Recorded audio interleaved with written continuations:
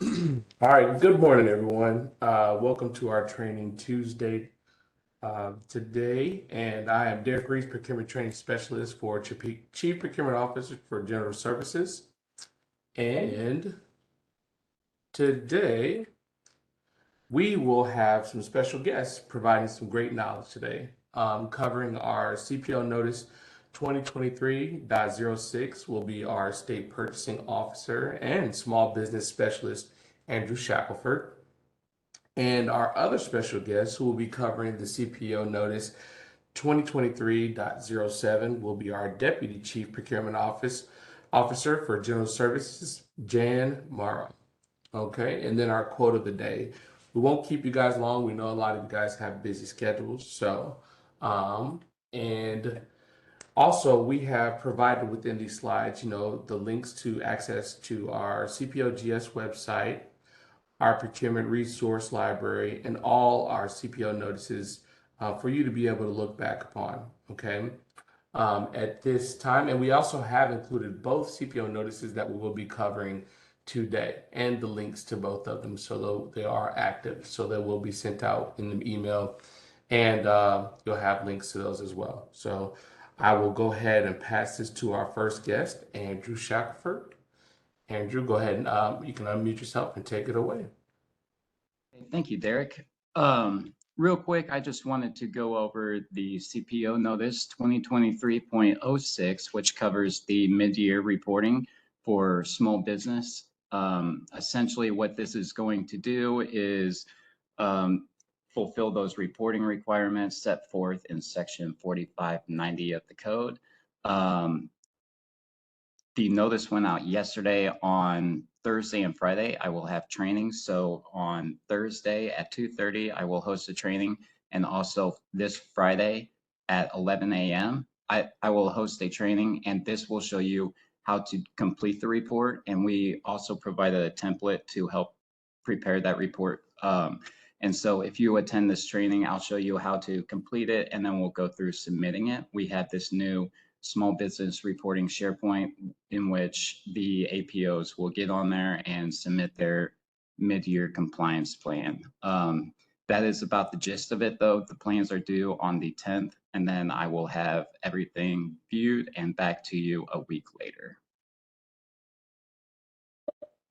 Thank you, Andrew. Greatly appreciated. We do encourage, all agencies are definitely encouraged to learn more about complying with the requirements of this notice. So we do, try your best to participate in this training. Thank you again, Andrew. Greatly appreciate that. Next, we have, pardon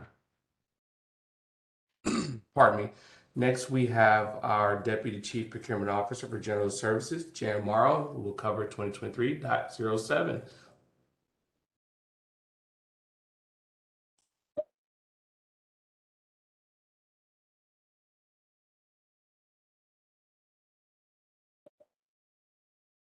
And you know what? Let me double check. I was muted. Someday I will learn to hit that button first.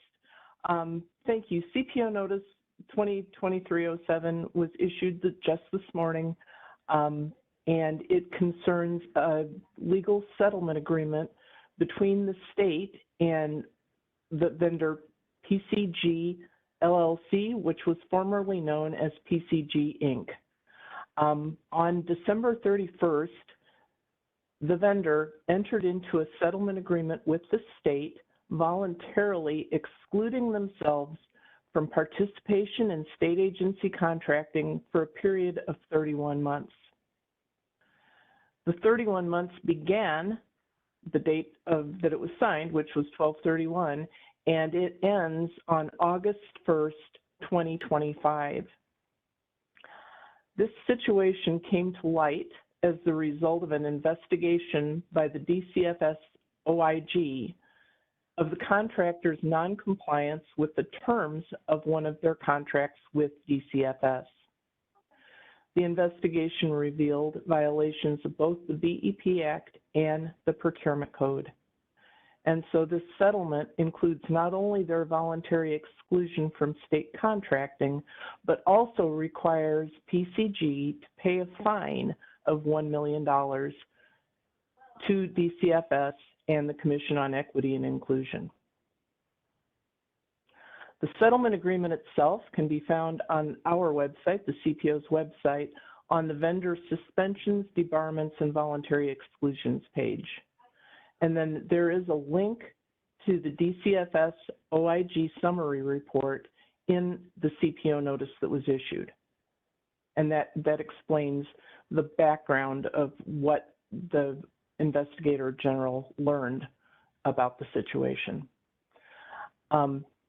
The result of this settlement agreement is that during this time of exclusion, agencies shall not solicit nor should they contract with PCG. PCG has agreed not to submit a quote, bid, or proposal for state agency procurement opportunities during that period. You may ask, if you have a current contract, how does it affect any current contract? This exclusion does not affect current contracts, except in that we cannot extend any current contract during this period.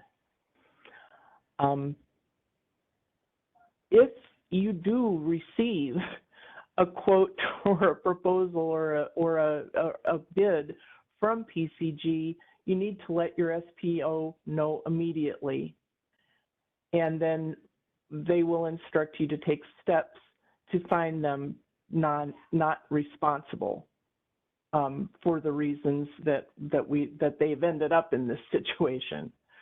So if you have any questions at all that are specific to your own agency's contracting or contract with this vendor, please reach out to your SPO. And that's what I have for everybody, Derek. Thank you so much, Jan. I greatly appreciate it. Please, everyone, just take the time to review both those CPO notices when you get the chance. Very good information and very good knowledge in there. Thank you again, Jan and Andrew, for your time. We greatly appreciate you and your time presenting. All right. Next, where you can find if Training Tuesday and Bid by Training links. We always like to include these for our people. If you're new or if you're not sure where to find that, we have our CPOGS homepage and our training center. If you want to look back on certain previous Training Tuesdays, we have the links available. Bid by trainings and procurement trainings is also available. Those links are currently working in case you would like to look back or see what's coming up in the future. And our quote for the day: what good is the warmth of summer without the cold of winter? To give it sweetness. John Steinbeck. That is suiting, considering the preparation for the nice snow we are all supposed to be seeing, right? So with that, in closing, everyone, please be safe. And remember, we are here to help. And together, working together, we can all help each other. So thank you all. Have a great day and enjoy.